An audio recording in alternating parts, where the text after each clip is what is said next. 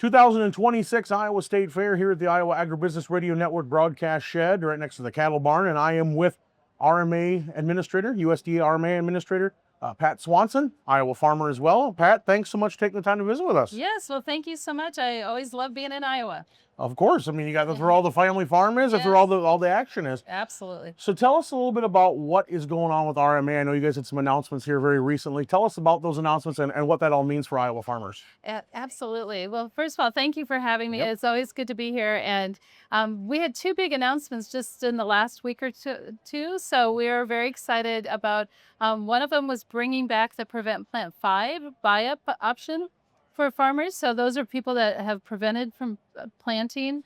They'll be able to buy up an additional 5% coverage, which I think is going to be very beneficial. Hopefully, we all want to get our crops planted, and hopefully that is not going to be something that we have to take advantage of every year. But when you do need it, it's going to be there for our farmers. All right, so talk about how that program then works for folks so they understand what that's going to do for them. So the prevented planting, there is already prevented planting in the crop insurance program. So on your multi-peril policy, you already have an option for, it's already there. It's coverage that you have. Okay. And what this does is just give you a little bit, 5% more Okay. of your guarantees. So it's just one of those things that it's something that doesn't cost a lot on your policy, but it's definitely something if you are concerned about ever not being able to get something planted, you'll want that option, and you'll be able to add that on again this year for 2027 crop year. All right, and so then you said you had a couple announcements. What's some other things we're talking about today? So the other announcement was that if you have a multi-peril crop insurance policy with the federal government, that you will have 60 extra days to pay your crop insurance bill. So that's going to be really beneficial for our farmers.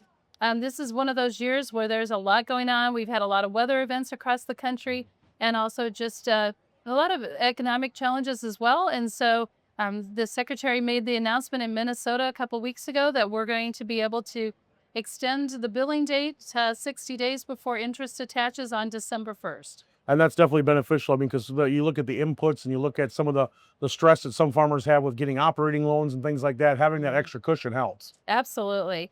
Yeah, we're here to farmer first. Yep. You'll hear from the department all the time, farmer first, and wanting to take care of our farmers. And this was one year that it definitely made sense to help them out.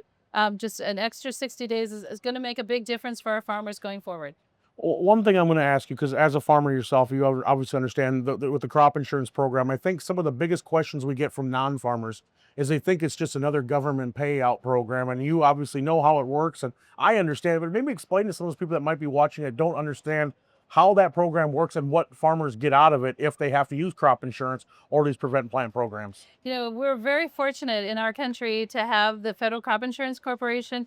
It's something that started back in the 1930s to help farmers out and to really keep our food and our production going on our farms.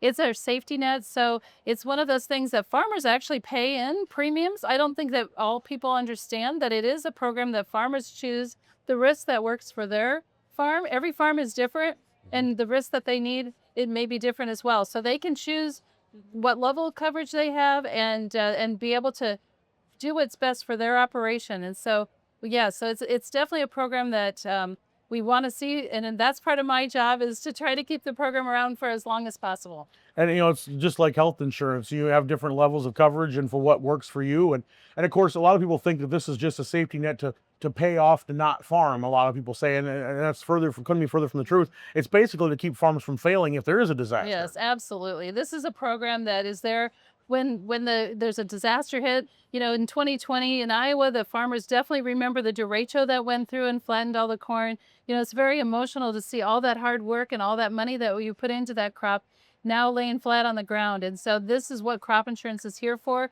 In those situations where you don't have any control over what the weather does. And then also we do the revenue coverage, which also helps when commodity prices are lower than what it costs to produce the crop. So, at USDA, we're very focused on helping the farmer. And, we say we hear it a lot of times, food security is national security, and that's what our farmers are doing. They're growing the food so we all can do other things with our time. So talk about some of the other things you got going on right now at RMA. What kind of things are you focused on?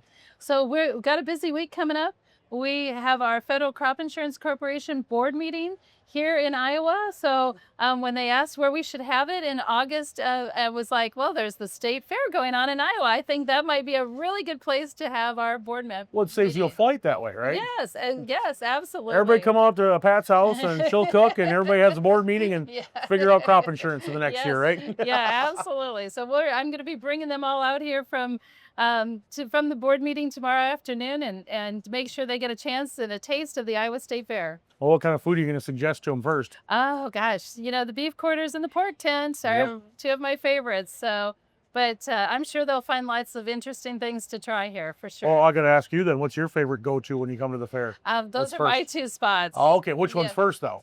Oh, Or you gosh, can't, I've been to both of them. because we don't want to start a so fight over which one gets Pat Swanson first. So, Yeah. yeah, great food there. Of course, got the poultry for the egg producers, with their eggs too. Yes. So you gotta hit all of that stuff. Yes, So, absolutely. well, if people have any questions or want to learn more about what RMA is doing and what the programs are all about, where do they get that information? Where's the best place to start that conversation? So we do have a website, the USDA RMA Risk Management Agency, and you can go there and you can search for an agent on the website if you're looking to have conversations with an agent to learn more about it. And we also have our regional offices. We have people located all over the country that are helping our farmers with the program. So there's lots of ways to find out. That sounds great. Well, Administrator Pat Swanson, thank you so much for taking the time to visit with us. Appreciate it. Yes, thank you so much. It's always good to be in Iowa.